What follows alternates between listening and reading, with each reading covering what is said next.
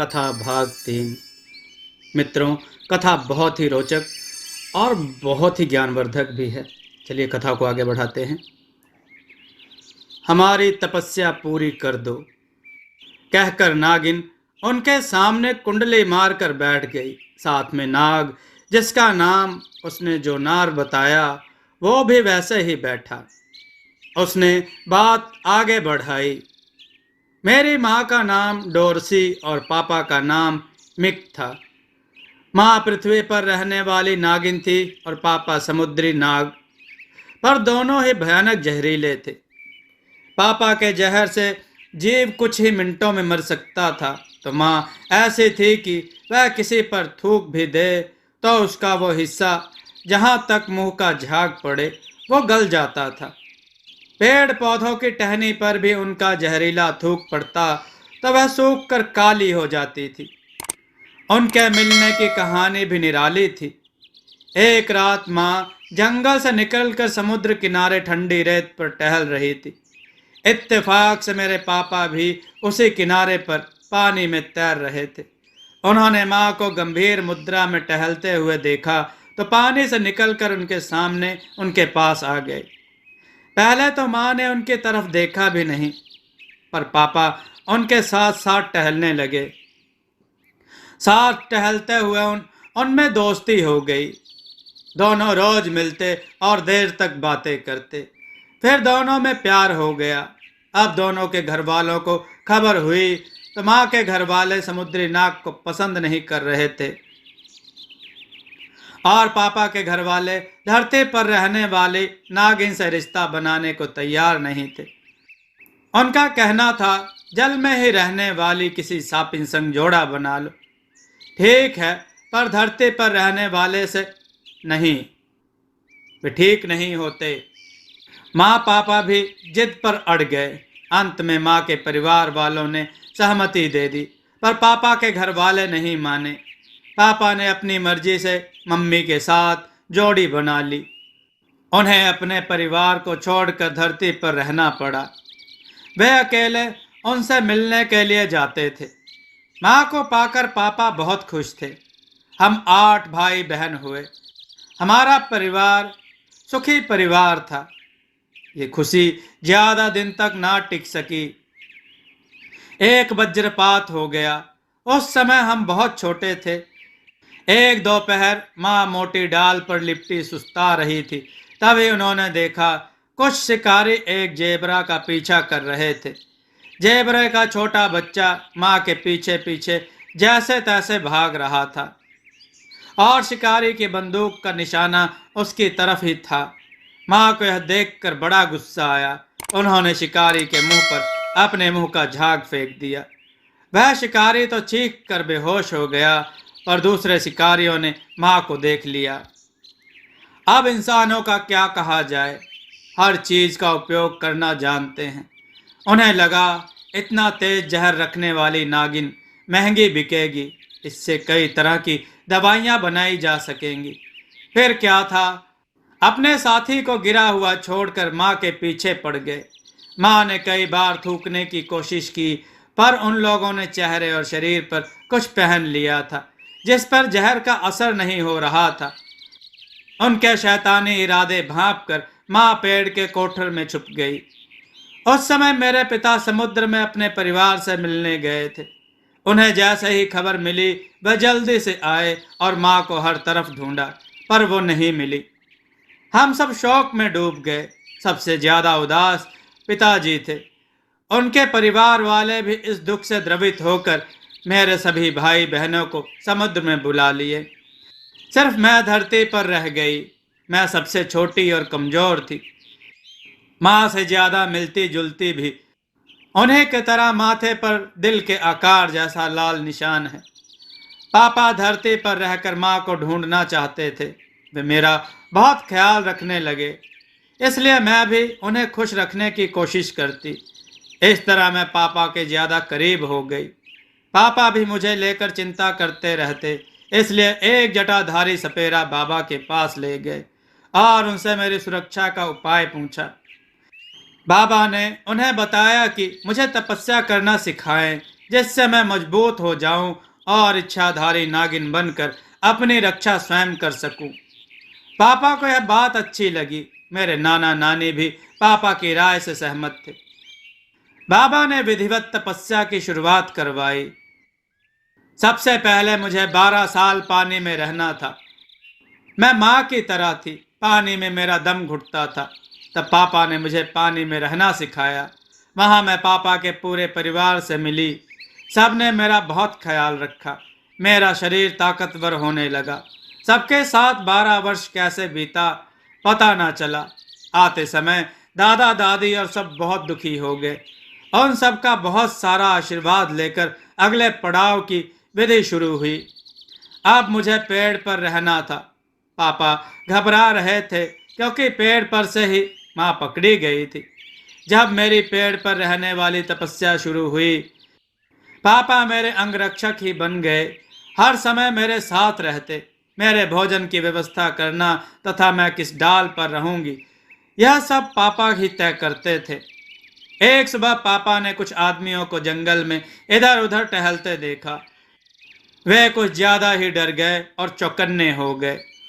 वो सब आकर उसी पेड़ के नीचे बैठ गए। उनमें से 3 मर्द और एक औरत थी। पापा ने कहा, मुझे इस तरह इन लोगों का यहाँ बैठना ठीक नहीं लग रहा। इनमें से एक को डस लेता हूँ, बाकी सब स्वयं भाग जाएंगे।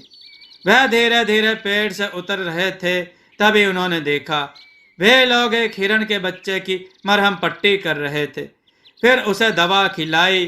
थोड़ी देर में बच्चा जब थोड़ा ठीक हुआ तो उसे आहिस्ता से बहुत प्यार से छोड़ते हुए कहा, जाओ देखो, सामने तुम्हारी माँ खड़ी है, उसके पास जाओ।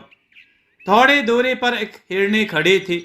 बच्चा धीरे धीरे चलकर माँ के पास गया और हिरनी ने कृतज्ञता भरी नजरों से उन सब की तरफ देखा और बच्चे को लेकर झाड़ियों में गुम हो गई। तुम ठीक हो जीवन? स्त्री ने साथ बैठे आदमी जो हिरनी के बच्चे की सेवा कर रहा था के जख्मी हाथ को देखती बोली, तुमने उसे अपनी जान पर खेल कर बचाया। हाँ, शेर तुम पर हमला कर सकता था जीवन, दूसरे ने कहा। बहुत हिम्मत का काम किया। सब ने उसे दाद दिया। शाम होने वाली है, हम सब घने जंगल में खो गए हैं। बाहर कैसे निकलेंगे? स्त्री ने कहा। यही चिंता तो हमें भी है, सब एक साथ बोले। चलो जल्दी आगे बढ़ो, सूरज डूबने से पहले हमें बाहर निकलना होगा, स्त्री बोली। हाँ नीना ठीक कह रही है, तीसरा आदमी जो अब तक खामोश बैठा था उठते हुए बोला। पापा इंसानों की भाषा समझते थे, उनसे ही यह गुण मुझ में आए। अचानक पापा उनके सामने आ गए थे और वे सब उनको देखकर भागने लगे, पर वह गलत रास्ते पर भाग रहे थे। उस तरफ गहरी खाई थी। पापा झाड़ियों के बीच से होते हुए उनके सामने आ गए। उन लोगों ने रास्ता बदल लिया और दूसरे रास्ते पर भागने लगे। अगला रास्ता दलदल की तरफ जाता था। पापा फिर आगे आ गए। उन्होंने कहा, यह सांप हमारा पीछा कर रहा है, हमें जल्दी बचकर निकलना होगा। इस तरह तीसरी बार वे सही रास्ते पर थे। अब आगे आगे वे सब और पीछे पीछे पापा भाग रहे थे। भागने में जीवन गिर गया। उसके गिरते ही पापा रुक गए। उन्हें रुका देखकर जीवन ने उन्हें ध्यान से देखा और सब समझ गया। फिर उठकर सबके साथ बढ़ता गया। तभी नीना चिल्लाई, अरे वह देखो सड़क। हम लोग जंगल के बाहर आ गए और सभी खुशी से चिल्लाने लगे। पापा धीरे से लौटने लगे। जीवन पलट कर पीछे आया और लौटते हुए पापा को धन्यवाद दिया। फिर आगे बढ़ गया। पापा ने आकर हमें सारी कहानी बताई। इस तरह रोज कोई ना कोई कहानी बनती रही और मेरी तपस्या के 12 वर्ष पूरे हुए। तीसरे चरण में मुझे जंगल में ही बिल में रहना था। पापा ने एक बड़े पत्थर के नीचे अच्छा सा बिल खोज लिया था और तीसरे पड़ाव की शुरुआत हुई। बाकी के 2 चरण आसान लगे, पर यह ज्यादा मुश्किल था। पापा चले जाते तो मैं पड़े पड़े ऊब जाती, इधर उधर निकल भी नहीं सकती थी। चींटियों के झुंड को या कीड़े मकोड़ों को देखते हुए हमारा समय बीतता। अब उसके बाद का चरण दलदल था। दलदल में तो मेरा दम ही घुटने लगा। ना जाने कैसे सारे सांप कीचड़ में मजे कर रहे थे, पर मैं एक किनारे पर चेहरा बाहर निकाल कर बैठी रहती। पापा आते, मेरे भोजन की व्यवस्था करते और मैं वहीं अटकी पड़ी रहती। इसलिए ज्यादा कुछ देख ना सकी तो बता भी ना पाऊंगी। यह चरण जैसे तैसे पूरा हुआ। यह चरण पूरा होते ही पापा मुझे कुछ समय के लिए पेड़ पर ले गए ताकि मैं राहत की सांस ले सकूं। उसी पेड़ के आसपास कुछ लोग घूमने और सैर मस्ती करने के लिए आकर बैठे। बच्चे बूढ़े जवान सब उनमें शामिल थे। सूरज डूबने से पहले मुझे एक खंडर में पहुंच जाना था, क्योंकि वहीं मेरी तपस्या का अंतिम चरण पूरा होने वाला था। मैंने नीचे देखा, वे लोग बैठकर खाने पीने में मग्न थे। जहर तो मैंने माँ की तरह का पाया था, मगर मैं तपस्या के काल से गुजर रही थी। दूसरे बिना वजह किसी को नुकसान पहुंचाना नहीं चाहती थी। फिर मुझ पर किसी इंसान की नज़र पड़ जाती तो फिर इच्छाधारी बनने पर मैं इंसान का रूप धारण नहीं कर सकती थी। तभी एक कौवा उसी डाल पर आ बैठा। मैंने उससे अपनी समस्या बताई। वह बोला, मैं मायावी हूँ, अपना आकार बड़ा छोटा कर सकता हूँ। फिर उसने अपने आकार को काफ़ी बड़ा कर लिया। मैं उसकी पीठ पर गर्दन से लिपट कर बैठ गई और उसने मुझे एक खंडर में उतार दिया। मैंने ऊपर देखा, सूरज का लाल गोला आसमान में चमक रहा था। मैंने कौवे का धन्यवाद किया। वह छोटे आकार में परिवर्तित होकर उड़ गया। अब यहाँ मुझे पापा की मदद के बिना रहना था।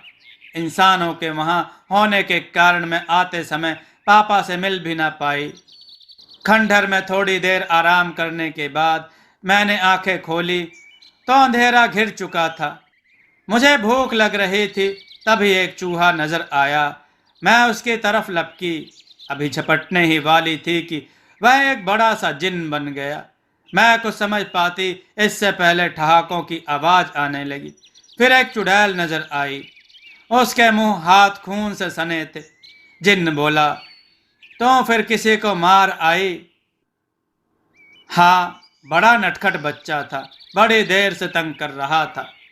उस बच्चे को मार डाला तूने? हाँ, गाय का बच्चा था। अरे, बच्चा तो था ना। जिन्न परेशान होते हुए बोला, यह तूने क्या किया? उसका खून पी गई, बड़ा स्वादिष्ट था, चुड़ैल ने बहुत लापरवाही से कहा। जिन्न दुखी होकर इधर उधर टहलने लगा और वह आराम से सो गई।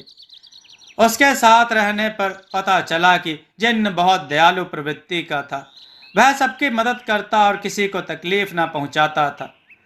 उसी का उल्टा चुड़ैल बहुत बुरी थी। दूसरों को तंग करना, मारना, यही उसका काम था। फिर भी दोनों साथ एक ही खंडर में रहते थे। मैं चुड़ैल को कुछ समझाती तो वह कहती, तो चुपचाप 12 वर्ष पूरे कर और खिसक यहाँ से। आते समय मैं पापा से मिल नहीं पाई थी, इसलिए वे मुझसे मिलने आए। उन्होंने दुखद समाचार दिया कि दादी नहीं रही। इस दुख की घड़ी में दोनों ने मेरा साथ दिया। फिर हमारी दोस्ती हो गई। एक दफा एक स्त्री 4 बच्चों के साथ उधर से गुजर रही थी। चुड़ैल को शरारत सूझी। वह सुंदर स्त्री का वेश धारण कर उन सबको बहला फुसला कर ले आई और सबको बांधकर अपने असली रूप में आ गई। बच्चे डर कर रोने लगे। वह बहुत खुश थी, इन सब का खून पी लेगी। इसलिए भी वह खुश थी कि सबको बचाने वाला जिन आज कहीं गया था। मैंने अपने जहर का उस पर प्रयोग किया, मगर उस पर कोई असर ना हुआ। वह हंसती रही। तभी मुझे ध्यान आया, जिन्न ने बताया था कि उसे एक लड़की पसंद आ गई है, उसी के पास चला जाता है।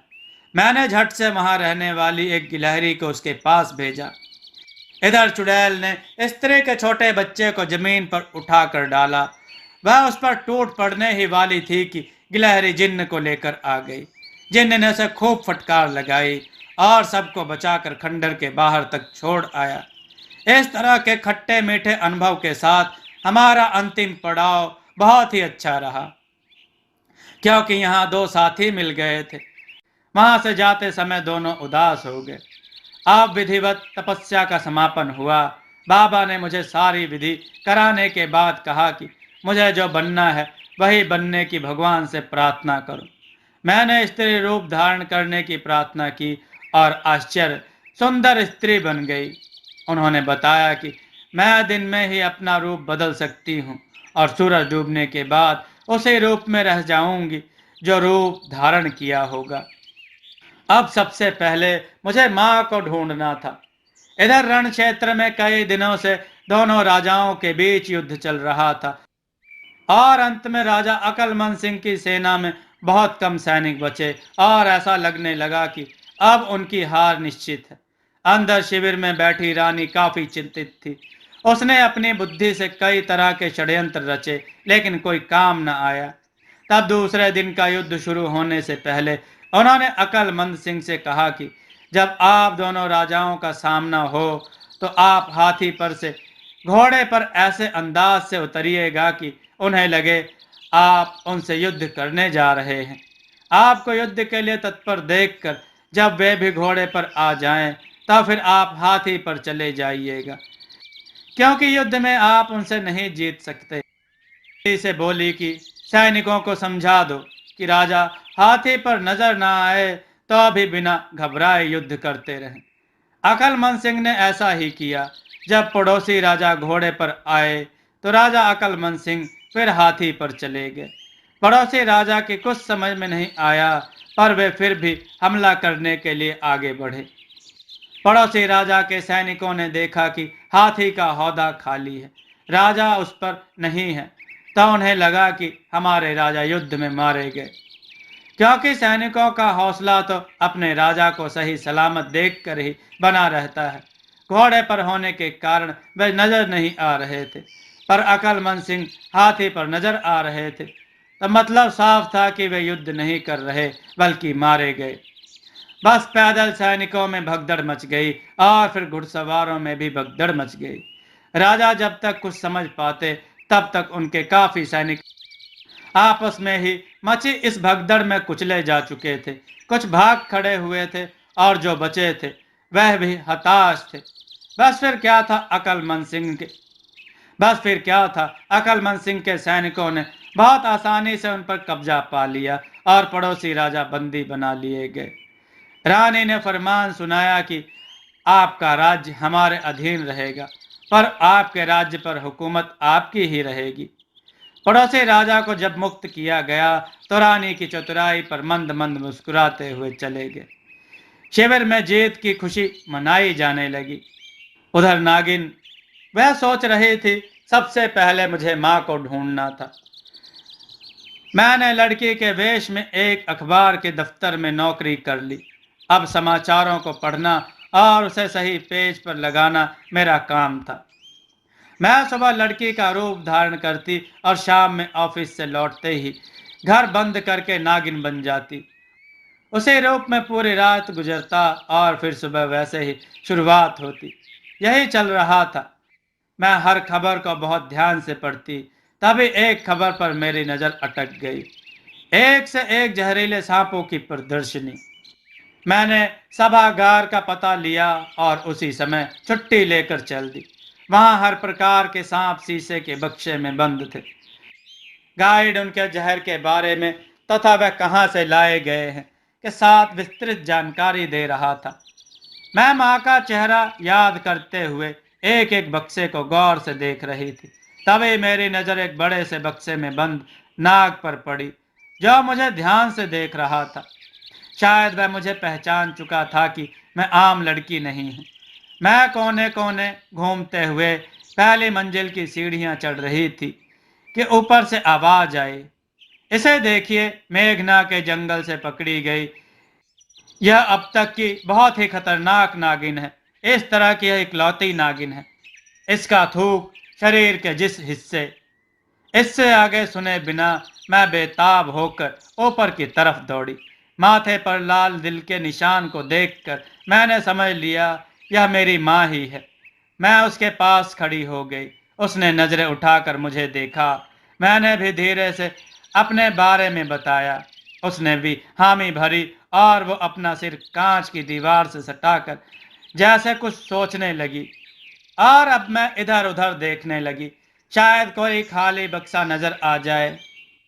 सभागार बंद होने का समय आया और लोग बाहर निकलने लगे। मैं चुपके से एक कोने में गई और नागिन बनकर वहीं पर रखे एक खाली बक्से में बैठ गई। कुछ देर बाद और बक्से लाकर वहीं पर रखे गए। इत्तेफाक से उनमें काले नाग का बक्सा भी था। सबके जाने के बाद मैंने सबके बक्से को खोला। उसने अपना नाम जो नार बताया और फिर हम दोनों ने जाकर माँ को आज़ाद किया। फिर हम हर तरफ घूमे, बाहर निकलने का कोई रास्ता ना था। हम अपनी अपनी कहानी एक दूसरे को बताते रहे। माँ ने बताया कि वो कैसे पकड़ी गई और किस तरह यहाँ तक पहुँची। मैंने अपनी तपस्या के बारे में बताया। जो नार ने भी बताया कि वह भी इच्छाधारी के लिए तपस्या कर रहा था, पर अंतिम चरण पूरा होने के पहले पकड़ा गया। हम सारी रात मटर गश्ती करते रहे और सुबह आकर अपने अपने बक्से में सो जाते, और सांप भी अपना बक्सा खोलने का आग्रह करते, जिसे हम नज़रअंदाज करते रहे।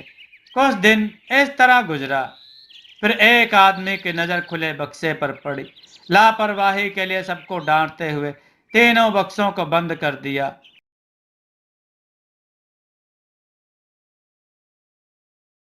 दोस्तों, आपको यह कथा कैसी लगी? अपने विचार और सुझाव कमेंट में जरूर दें। हमारी कथाओं को लाइक करें, हमारे चैनल को सब्सक्राइब करना न भूलें। हमारी कथाओं को शेयर जरूर करें, जिससे लोगों को अच्छा ज्ञान प्राप्त हो। जय श्री राम भक्तों।